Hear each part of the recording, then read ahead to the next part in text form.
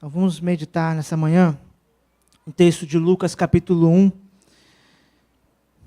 versos 5 a 13, depois 24 e 25. Nós vamos falar sobre, esse é o tema da mensagem, né? Deus planejou o Natal, a mão da providência nos preparativos do nascimento do Senhor. Antes de nós lermos o texto, essa questão de preparativos, pensando sobre esse texto, é uma passagem bíblica que muito me chama a atenção, a narrativa do anúncio, o prenúncio da chegada de João Batista, aquele que prepararia o caminho do Senhor. Interessante porque o Natal ele envolve muitos preparativos, né? Mesmo aqueles que talvez não enfeitem a casa demais, fazem só algo simples, ou aqueles que não vão fazer talvez algo muito grande porque a família é pequena, não é tão grande assim, mas sempre há preparativos. Nós temos uma cultura, uma tradição de fazer alguns preparativos de Natal. E eu confesso aos irmãos que algumas das melhores memórias que eu tenho da minha infância são justamente dessa época do ano. Os preparativos, minha família, pensando no núcleo onde eu fui criado, é muito pequena, né? Eu sou filho único. Então, não se fazia nada muito grande, não se fazia nada tão grandioso. Até se reunia com outros tios, com parentes. Mas essa preparação, pensar em algumas coisas para o Natal, estar com a família, os musicais de Natal, sempre ensaiando algum musical, os preparativos para os cultos especiais, essa atmosfera que se criava no mês de dezembro, fazem parte de algumas das melhores memórias que eu tenho da minha infância. Mas esse texto vai nos mostrar que o primeiro Natal teve muita preparação também. O nascimento do Senhor, o advento, a chegada de Cristo, o Filho de Deus, o primeiro Natal teve muitos preparativos, e não foram preparativos de última hora, foram preparativos que o Senhor, Deus Pai, estava já agendando e fazendo já há muito tempo, e esse texto vai nos mostrar isso, o quanto o nascimento do Senhor teve muitos e muitos preparativos para que Deus pudesse cumprir plenamente os seus projetos e planos naquele dia em Belém, quando nasceu o nosso Senhor. Olha o que diz o texto de Lucas, capítulo 1, a partir do verso 5, falando do prenúncio do nascimento daquele que foi conhecido como João Batista. Diz assim a palavra do Senhor, a partir do verso 5. Nos dias de Herodes, rei da Judéia, houve um sacerdote chamado Zacarias, do turno de Abias. Sua mulher era das filhas de Arão e se chamava Isabel. Ambos eram justos diante de Deus, vivendo irrepreensivelmente em todos os preceitos e mandamentos do Senhor. E não tinham filhos, porque Isabel era estéril, sendo eles avançados em dias. Ora, aconteceu que, exercendo ele diante de Deus o sacerdócio na ordem do seu turno, coube-lhe por sorte, segundo o costume sacerdotal, entrar no santuário do Senhor para queimar o incenso. E durante esse tempo, toda a multidão do povo permanecia da parte de fora orando. E eis que lhe apareceu um anjo do Senhor em pé, à direita do altar de incenso. Vendo Zacarias, turbou-se e apoderou-se dele o temor. Disse-lhe, porém, o anjo: Zacarias, não temas, porque a tua oração foi ouvida. E Isabel, tua mulher, te dará à luz um filho, a quem darás o nome de João. Agora, verso 24. Passados esses dias, Isabel, sua mulher, concebeu, e ocultou-se por 5 meses, dizendo: Assim me fez o Senhor, contemplando-me, para anular o meu opróbrio perante os homens. Vamos orar mais uma vez? Pai, que a tua palavra possa nos ensinar, nos instruir, ser aplicada pelo teu Espírito ao nosso coração nesse momento. Apesar das limitações de quem fala, de quem ouve, que o Senhor possa agir entre nós, ó Pai, é o que nós pedimos e agradecemos em nome de Jesus. Amém. Lucas, que é o único autor gentio, ou seja, não judeu, da Bíblia, ele era um médico. Dizem alguns, baseado em alguns textos bíblicos, algumas referências, que um médico competente, muito capaz. Mas o que mais fica claro nos textos de Lucas, como médico, é o interesse por detalhes. O interesse por dar detalhes precisos. Bem, nós lemos ainda há pouco, na ordem de culto, apareceu, ele explicando a época que José estava saindo com Maria quando Jesus nasceu. Ele dá a data. Foi o recenseamento que aconteceu quando Quirino era o governador da Síria. Nenhum outro autor dos evangelhos dá uma data tão precisa quanto essa. É por essa razão, por exemplo, que nós sabemos que o nosso Senhor, na verdade, não nasceu no ano que nós chamamos de zero. Essa contagem foi feita muito depois, né? Ela foi feita errada. Ele nasceu provavelmente no ano 3 para 4 antes, que hoje é chamado de antes de Cristo. É por causa daquilo que Lucas escreveu no evangelho que nós sabemos isso hoje. Porque ele dá a data, ele é preciso, ele dá detalhes. Mas nesse momento da história, onde ele vai narrar o prenúncio, como se deu um anúncio do nascimento de João Batista e qual a conexão com a vinda do Messias, e os detalhes que ele dá vão mostrar o quanto Deus rege a história, o quanto Deus controla todas as coisas. Deus, como diz aquela belíssima canção do Estênio Márcio, né, como um tapeceiro que consegue em cada fio, mas perceber a grande imagem daquele tapete que vai se formar. Mas nós só podemos ver os fios e Deus vê o todo. Deus conduz todas as coisas de forma a construir aquilo que Ele planejou, de cumprir os seus propósitos na história. E esse episódio mostra exatamente isso. Como Deus conduziu tudo para que tudo culminasse para o nascimento do Senhor. O acontecimento do Natal, que nós celebramos, e eu acho saudável ter uma data para celebrar isso, mesmo sabendo que provavelmente não foi essa data que o Senhor nasceu, mas não há porquê brigarmos com isso. Vamos separar uma data, não importa qual seja. Vamos lembrar de Cristo o ano inteiro e separamos uma data especial. Mas essa data, esse acontecimento que foi histórico, ele acontece na história num dia, numa hora, num lugar, mas ele tem uma preparação supra-histórica. Uma preparação que está acima da história, acima dos pensamentos e projetos humanos que estavam ouvidos ali, que têm o seu lugar secundário. Lucas vai mostrar isso, em pequenos detalhes nessa narrativa, que Deus estava conduzindo todas as coisas para aquele dia. Paulo, num único verso, resume isso, que Deus fez na história e continua fazendo até hoje, mas fez especialmente para o nascimento de Cristo, para o início, para a chegada do Natal. Ele diz isso em Gálatas 4, verso 4, quando Paulo diz: vindo à plenitude dos tempos, Deus enviou seu Filho, nascido de mulher, nascido sob a lei. O que o apóstolo Paulo está querendo dizer, explicando o que Lucas mostra numa narrativa, é que no dia que Cristo nasceu, o Senhor nasceu, Deus já tinha planejado que seria aquele dia, muito antes, e fez todos os propósitos deles convergirem para aquele momento especificamente. Vamos ver como isso se apresenta nessa narrativa que acabamos de ler. Primeiro, destacando os dois personagens que estão em destaque, que estão em evidência no texto, tentando aprender o que eles participam, como eles participam dessa história. Zacarias e Isabel. O texto começa dizendo, versos 5 e 6, vai aparecer novamente. Existiu no tempo de Herodes, rei da Judéia, um sacerdote chamado Zacarias, da ordem de Abias, e cuja mulher era das filhas de Arão, e o seu nome era Isabel, e eram ambos justos perante Deus, andando sem repreensão em todos os mandamentos e preceitos do Senhor. Interessante porque eles tinham um parentesco com a família de Maria, mais distante, mas também com a de José. Mas o que Lucas destaca aqui é a conexão que essa família tinha com o templo. Interessante que ele dá um destaque, ele diz que Zacarias era um sacerdote, e ele explica os detalhes, a família, de onde ele vem. O destaque dado a isso, essa elevação dessa informação no texto, é claramente para mostrar que o que Deus está escrevendo nessa história que é nova, na verdade é antiga. O que Deus está fazendo é uma conexão entre o sacerdócio e o templo com o novo pacto. O novo e o antigo são, na verdade, um pacto, sobre duas dispensações, sobre duas demonstrações diferentes. Perceba que o advento, o nascimento do Messias, antecipado por João Batista, que vai estar sendo anunciado aqui nesse momento, está conectado a uma família de sacerdotes. Inclusive Isabel, disse que era da família de quem? De Arão. Toda a família estava conectada ao sacerdócio da antiga aliança, do templo, mostrando que Deus está prestes a revelar-se da forma mais sublime possível, mas Deus não está revogando o que ele havia antes falado.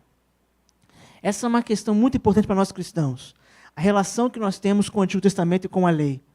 A nossa relação com a lei e o Antigo Testamento deve ser a relação que Cristo teve com a lei e com o Antigo Testamento, que não é rejeitá-lo, não é menosprezá-lo ou rebaixá-lo, torná-lo de qualidade ou de informação inferior. A conexão do nascimento com o Antigo Testamento vai nos lembrar disso, que o próprio Jesus fala de si próprio, como ele via a lei, como ele a encarava. Mateus 5,17 fala sobre isso. Irmãos, podem ler? Não?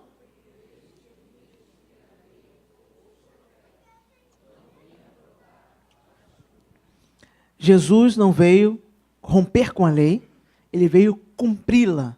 Na verdade, essa é a única maneira pela qual ele podia nos salvar, cumprindo a lei no nosso lugar. Fazendo a lei ser cumprida pela primeira vez na história e última, de forma que nós pudéssemos então receber os méritos que a lei conferiria, que ele recebeu da lei por ter obedecido. Ele cumpriu o nosso lugar para nos tornar justos. E desde o nascimento está clara a conexão entre essa nova aliança, a revelação de Deus na pessoa do Filho e o Antigo Testamento. O Natal, então, o nascimento do Senhor, não é um novo plano. Ele é o antigo plano.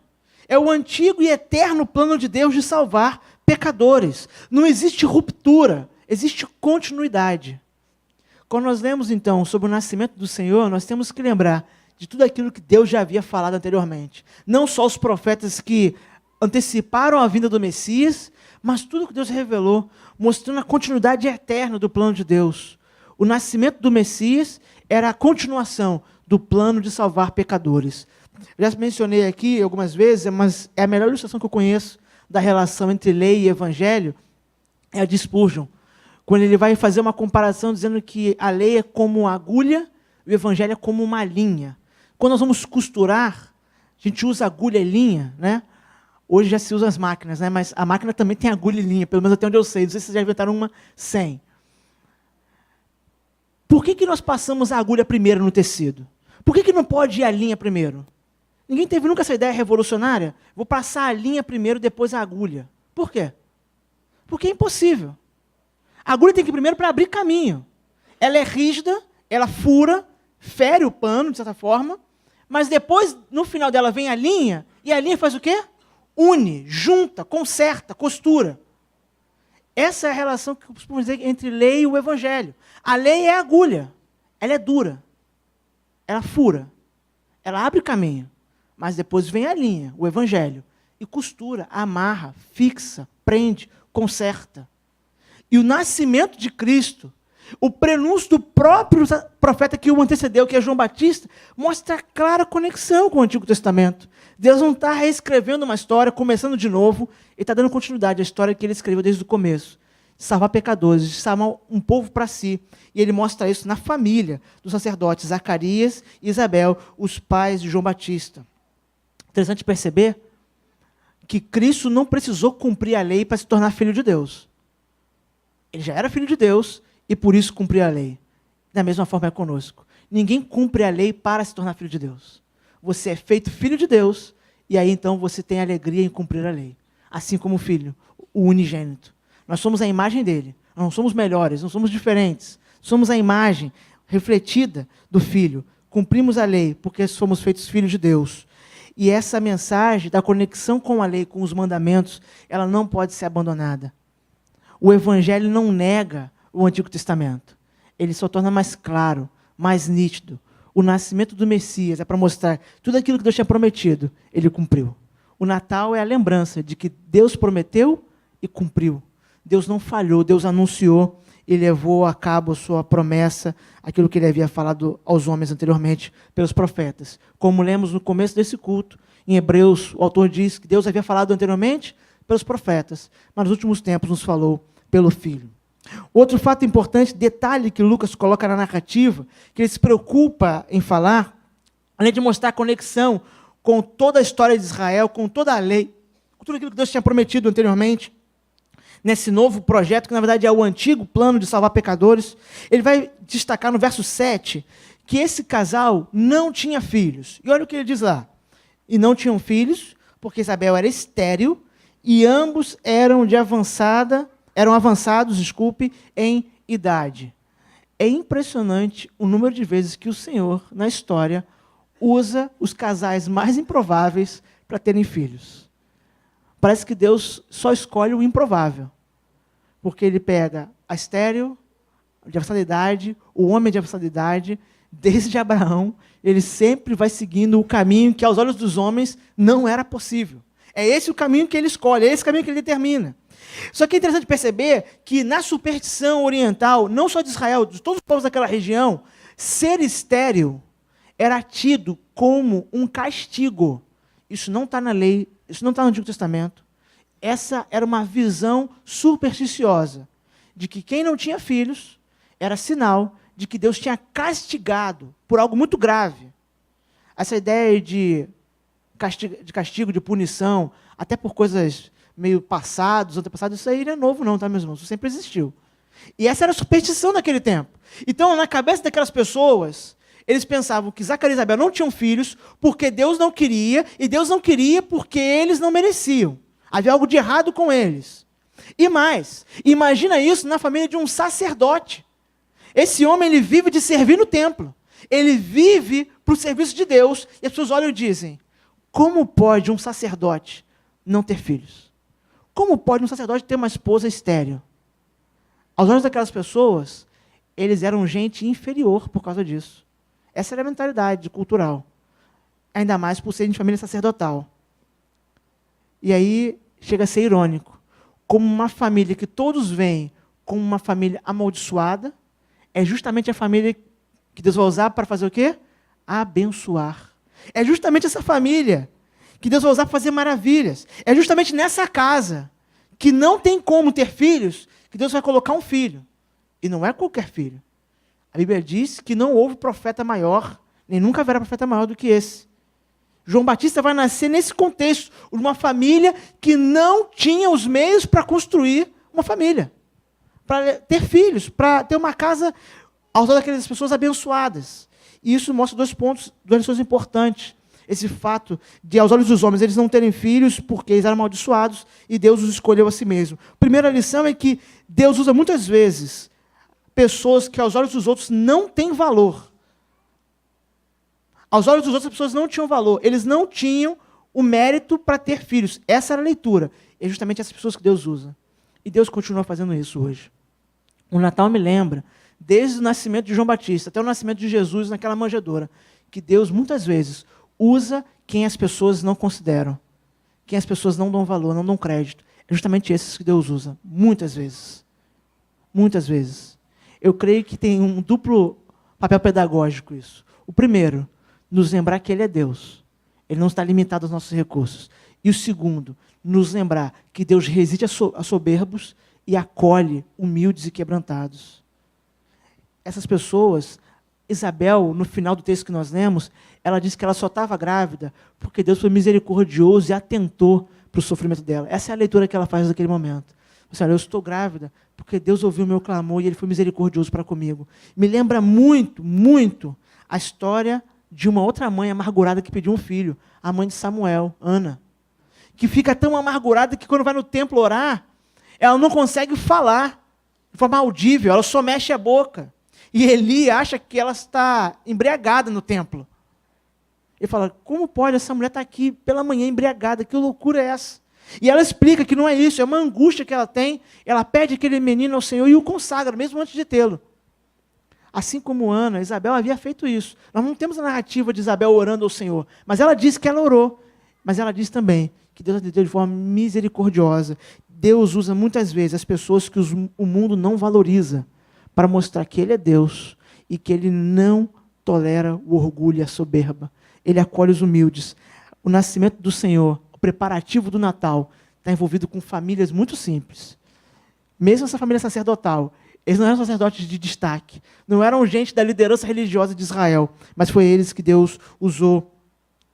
Assim como Deus usou uma mulher samaritana, que Jesus fala com ela no poço, e ela vai para a sua cidade e prega o evangelho, diz a narrativa de João, que depois que ela anunciou o evangelho, todo mundo vem no poço para ouvir Jesus. Assim como Deus usou Paulo, que era perseguidor e passou a ser perseguido, pregar o evangelho. Assim como Deus usou, por exemplo, João, tido como o filho do trovão, para depois ser chamado o profeta do amor, porque ele só fala do amor, da graça de Deus por meio do amor.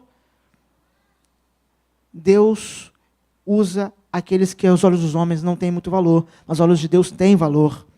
E mais, Deus pode fazer qualquer coisa em qualquer circunstância. Quando Deus prometeu um filho a Abraão e Sara, eles tinham dúvidas do cumprimento. Deus prometeu um filho a Zacarias e Isabel. O próprio Zacarias, daqui a pouco eu vou falar um pouco sobre isso, ele teve dúvidas se era possível. Mas Deus faz o impossível. Deus estava orquestrando tudo para que num dia que estava determinado, o Messias viesse. E isso passava por uma família que não podia ter filhos. E aquele filho, João, o Batista, seria o precursor do Senhor. O nascimento do Salvador, o Natal, nos lembra que Deus traz esperança aos homens que não têm esperança nesse mundo. Essa é uma aplicação prática desse detalhe. Muitas vezes, nós somos os olhos dos outros como gente sem valor. Ou pela nossa questão social, ou por questão intelectual, ou por questão religiosa. Mas Deus dá valor justamente a essas pessoas, muitas vezes. Deus cuida de nós, porque Ele vê valor em nós que os outros não veem. Assim como Ele viu naquela família e conferiu a eles essa graça maravilhosa. Deus fez tudo isso, dando esperança àqueles que não tinham esperança. Isaías 9, verso 2, pode passar? Que também é o mesmo texto que Mateus capítulo 4 vai citar de forma indireta. Vai dizer o seguinte: o povo que andava em trevas viu uma grande luz, e sobre os que habitavam na região da sombra da morte, resplandeceu a luz. O preparativo do Natal, os detalhes da preparação me lembram que Deus fez brilhar a luz sobre os homens que estavam em trevas. Deus deu valor a famílias que aos olhos dos outros não tinham valor, restaurando a dignidade deles. Quando Isabel ficou grávida, ninguém mais achou que aquela família era amaldiçoada. Ninguém mais achou que aquele sacerdote era um sacerdote de pouco valor. Pelo contrário, todos viram a graça de Deus sobre eles. Então, o primeiro detalhe é perceber quem eles são, a conexão com o Antigo Testamento. O Natal está ligado a toda a história da redenção. Deus usa o caminho improvável para mostrar que Ele é Deus, que Ele dá valor às pessoas que os outros não dão valor. E mais, um outro detalhe que Lucas destaca. O fato de ele ser um sacerdote, e vai dizer lá no verso 8 e 9, que ele era do turno de Abias. Pode passar isso. Um sacerdote chamado Zacarias, da ordem de Abias. O que é isso? Verso 8 e 9, ele vai voltar a explicar isso, quando ele vai dizer que ele entrou no santuário para oferecer o sacrifício. Vai dizer o seguinte, verso 8 e 9. E aconteceu que, exercendo ele o sacerdócio diante de Deus, na ordem da sua turma, segundo o costume sacerdotal, coube-lhe em sorte entrar no templo do Senhor para oferecer o incenso. Esse é o ponto que mostra mais claramente a providência de Deus nesse planejamento do Natal. O que é turno de Abias? O que é essa ordem de Abias? Existiam 24 ordens sacerdotais, ou 24 divisões dentro dos descendentes de Arão. A descendência de Abias era uma dessas 24 ordens, ou 24 turnos de sacerdotes, que se revezavam no serviço. Só que é interessante perceber, isso vai aparecer, por exemplo, 1 Crônicas 24:10 está ali aparecendo, a 7ª ordem, né, ou subdivisão, Acós, e a 8ª, Abias. É dessa família, dessa ordem, que vem a família de Zacarias, e está servindo nesse turno. Mas por que esse detalhe é importante para a gente entender a mão da providência de Deus? Uma coisa que talvez nós lêssemos e passássemos por cima. Porque quem ia servir no lugar santo, no Santo dos Santos só entrava o sumo sacerdote. Mas no lugar santo, uma parte mais íntima, mas antes ainda do Santo dos Santos, entravam os sacerdotes, mas não todos e quando quisessem.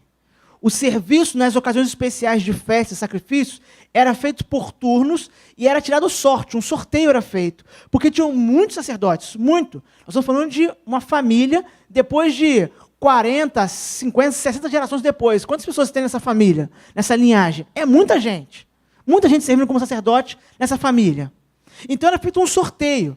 E é interessante porque esse sorteio, quando você era sorteado, se fosse sorteado, você nunca mais entrava no sorteio. Então você só tinha chance de ir, se fosse, só iria uma vez. Você não repetia esse serviço. Quantas vezes o nome de Zacarias entrou nesse sorteio? Diz o texto que ele era um homem de avançada idade. Provavelmente centenas de vezes. E ele não foi sorteado antes. Ele foi sorteado naquele dia. Porque se ele foi sorteado antes, ele não podia estar lá naquele dia. O nome de Zacarias nunca tinha aparecido no sorteio, nunca tinha sido tirado de lá. E mais, naquele dia, qual é o nome que é tirado? Zacarias. Porque é o dia que tem que ser avisado a ele que ele vai ter um filho, porque tem que dar tempo desse menino nascer antes do Messias. Perceba toda a cronologia. Quando Isabel visita Maria, ela está com 6 meses de gestação. João Batista, então, teoricamente, não sabe a data de nascimento, aproximadamente 6 meses mais velho que Jesus. Ele inicia o ministério um pouco antes de Jesus. Tudo isso foi planejado muito antes desse casal existir. Para que naquele dia, um casal que não podia ter filhos, o marido que era sacerdote tivesse o nome tirado no sorteio, ele entrasse no Santo dos Santos, no santuário, e encontrasse quem lá dentro? Um anjo, que ia avisar ele que ele ia ser pai de um menino muito especial. Você pode perceber isso, como tudo se configurou para Deus cumprir o seu propósito? Se ele tivesse filhos antes daquela data, não tinha por que esse anúncio ser um anúncio tão importante. Então ele não tinha filhos, apesar da idade avançada e de ser um homem, diz o texto, fiel, porque Deus tinha algo reservado diferente para ele.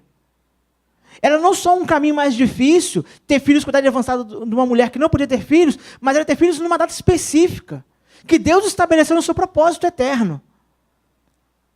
Tudo para que João fosse aquele que preparasse o caminho do Senhor. Lucas coloca a ordem do turno dele, é para lembrar que o sacerdote não servia em qualquer dia, em qualquer horário, quando ele quisesse. Havia um sorteio, e por alguma razão, Lucas nem nós sabemos todos os detalhes, nós sabemos só alguns, aprove ao Senhor usar a providência para que o nome de Zacarias só saísse naquele dia, onde ele receberia a notícia de que ele seria pai de João, conhecido como o Batista, o profeta. Deus planejou o Natal muito antes de nós existirmos. Deus estava preparando o primeiro Natal, os preparativos estavam acontecendo na eternidade. Isso mostra que Deus está atento aos detalhes. Se Deus preparou assim algo tão complexo, que envolvia tanta gente, e aparentemente a sorte, né? Alguns achavam, por que nós não podemos confiar no Senhor? Essa seria a aplicação desse destaque, desse detalhe. Deus no Natal mostra que Ele conduz todas as coisas. Ele ajeitou tudo para que o seu plano se cumprisse. Não pode haver dúvida no meu coração nem no seu, de que Deus está conduzindo todas as coisas. Eu sei que as situações adversas nos atrapalham em enxergar isso. Quando a doença chega, o desemprego, temores, problemas de relacionamento, às vezes nós ficamos em dúvida, será que as coisas estão caminhando como deveriam? O nosso coração há essa dúvida, nós somos parecidos com aquele homem que chega para Jesus e fala, Senhor, cura meu filho. Jesus fala, se creres, estará curado. E ele diz, eu creio, mas me ajuda na minha incredulidade. Nós somos assim, nós cremos e temos incredulidade, nós somos ambíguos. E essa narrativa, entre outras coisas, nos lembra que devemos abrir mão das dúvidas. Pedir ao Senhor que acalme o nosso coração. Deus conduziu tudo. Não havia nenhuma chance do plano dar errado. Por isso que os grandes teólogos do passado diziam que mesmo governos iníquos foram levantados por Deus. Para quê? Para trazer juízo sobre o povo que é iníquo, que está afastado de Deus. E quando eu lembro disso, da mão da providência de Deus conduzindo todas as coisas, eu me lembro que o reino do norte, o reino de Israel, nunca teve um rei justo, só teve reis iníquos. Talvez porque tenha sido um povo que nunca se arrependeu. Nós podemos confiar no Senhor. Deus conduz todas as coisas do cenário. Deus não está alheio, Ele não está sendo pego de surpresa por nada. Ele conduziu tudo. Zacarias foi sorteado naquele dia, entrou no lugar santo.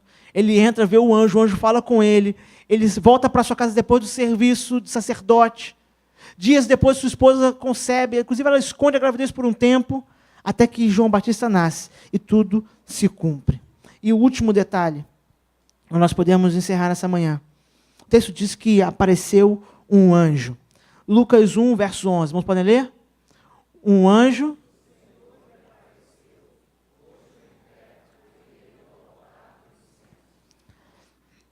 Se o anjo do Senhor aparecesse aqui, agora.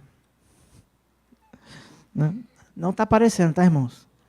Quem faz isso é outro lugar que faz isso, aqui não. Não está aparecendo aqui agora, pelo menos não para mim. Mas se ele estivesse aqui agora, qual seria a nossa reação?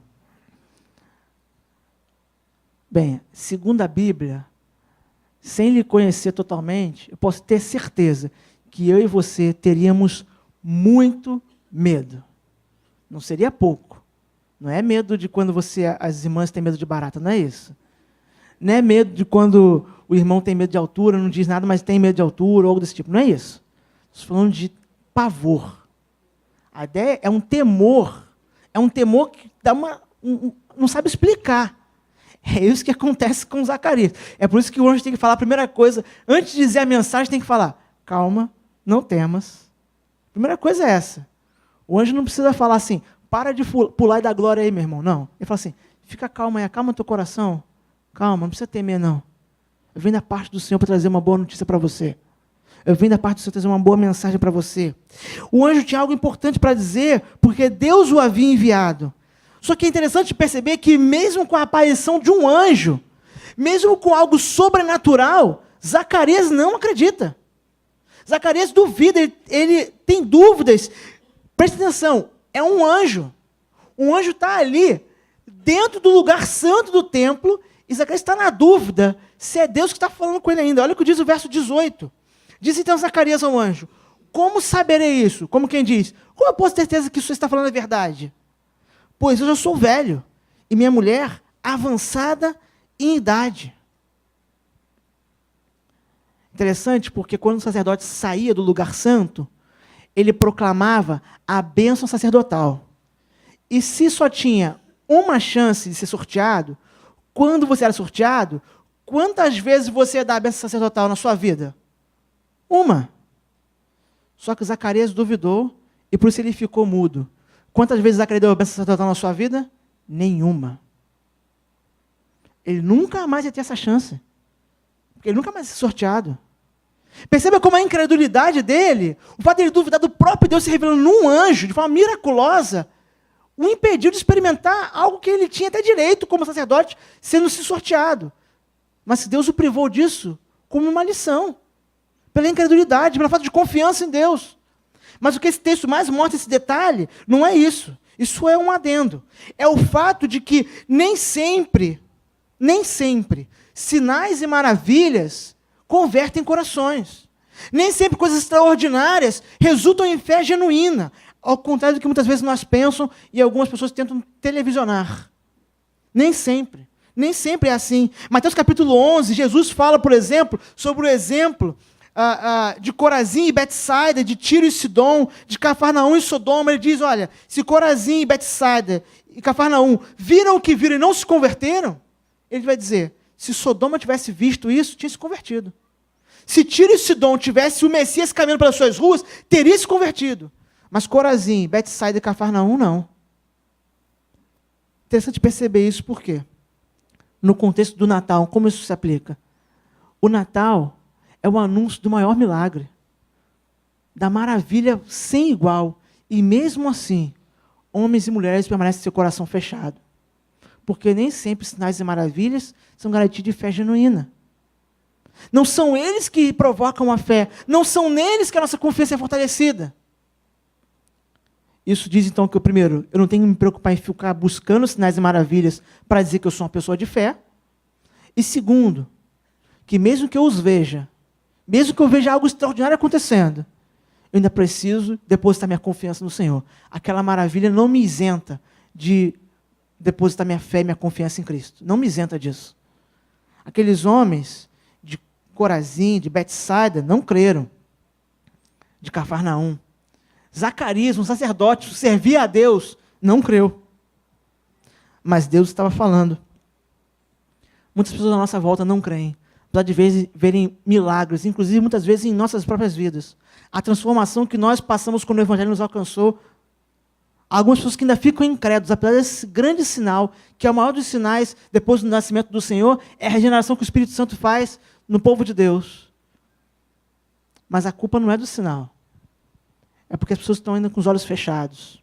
Mas o Natal, o preparativo do Natal, Deus agindo na história, me lembra que Ele é capaz de agir onde é improvável. Gente de coração fechado, Deus abre o coração. Gente que está cega aos sinais, mesmo que esteja diante da sua face, como Zacarias estava vendo um anjo na sua frente, permanecia como incrédulo. Deus age. E Zacarias, depois que ele fica mudo, ele acredita. Ele acredita.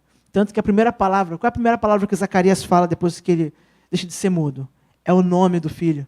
Estavam discutindo qual o nome e queriam botar o nome de Zacarias.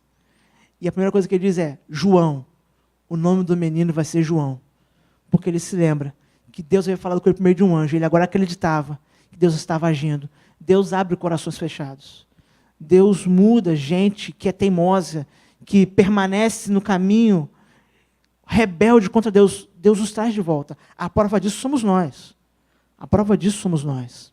E os preparativos do Natal me lembram o quanto Deus age por sinais e, às vezes, além dos sinais, apesar dos sinais.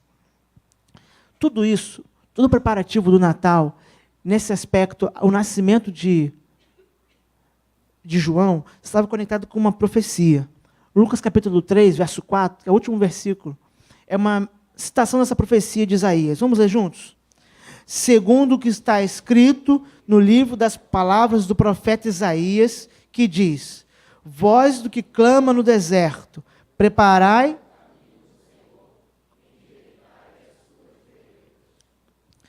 Deus havia falado com Isaías, mais de 700 anos antes, que ele prepararia o caminho para um profeta. E muito antes de Isaías, por outros profetas e homens de Deus, Deus havia falado. Eu peguei um pedacinho da história, o nascimento de João Batista. Nós fôssemos ler toda a história, a Bíblia inteira vai mostrar que Deus sempre esteve preparando o Natal. Deus sempre esteve preparando o Natal. E agora, depois do advento, depois da chegada do Messias, da sua vida, da sua morte e ressurreição, Deus está preparando uma outra atividade, um outro evento. As chamadas bodas do Cordeiro. E Deus está sempre preparando ela. Tudo que Deus faz na história é para culminar naquele dia. Assim como Ele preparou tudo para que na plenitude dos tempos Cristo viesse a primeira vez, Ele está preparando tudo na história para que Cristo venha a segunda vez. De novo, Deus está construindo uma história, passando os fios no tapete, até que Ele possa formar a grande imagem. E Jesus venha mais uma vez. Não mais como bebê em manjedoura, agora como o Cristo vencedor, ressurreto, o Filho de Deus. E nós temos que ser lembrados disso, que o Natal é, acima de tudo, a boa notícia de que Deus reconcilia pecadores consigo por meio do seu Filho. E Deus preparou isso. Essa manhã eu estou falando sobre preparativos. Preparou isso muito, muito antes do que nós pudéssemos imaginar para o nosso bem, pela graça, pela misericórdia dEle em nosso favor. Eu queria orar por você nessa manhã, com você. Feche seus olhos.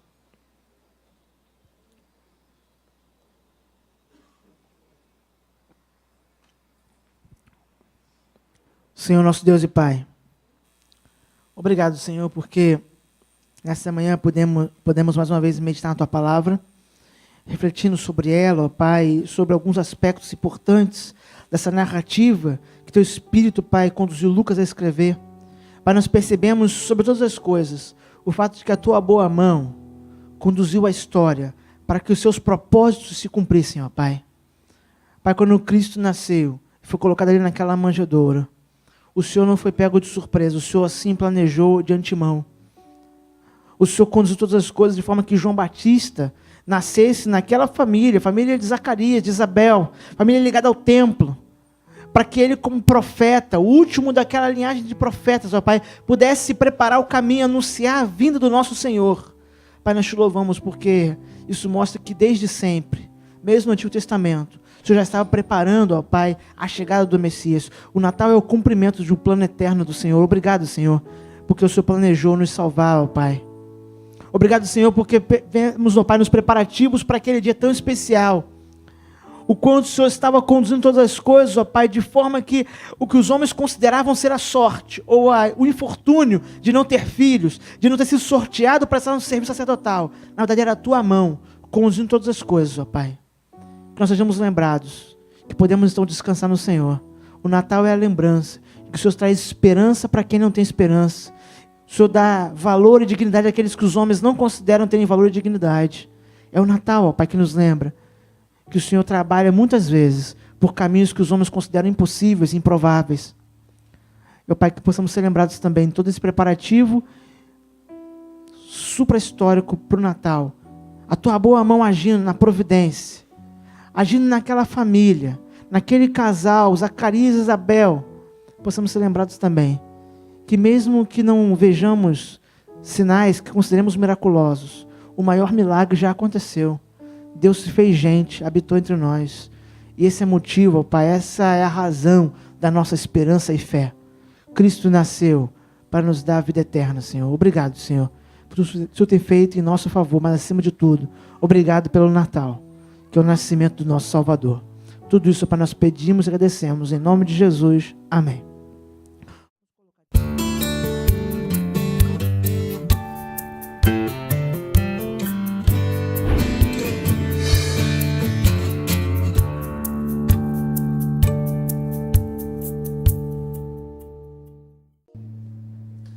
Tu és fiel, Senhor, meu Pai celeste, pleno poder aos teus filhos darás. Nunca mudaste, tu nunca faltaste, tal como eras, tu sempre serás. Vamos juntos? Tu és fiel, Senhor, tu és fiel, Senhor, dia após dia, com bênção sem fim.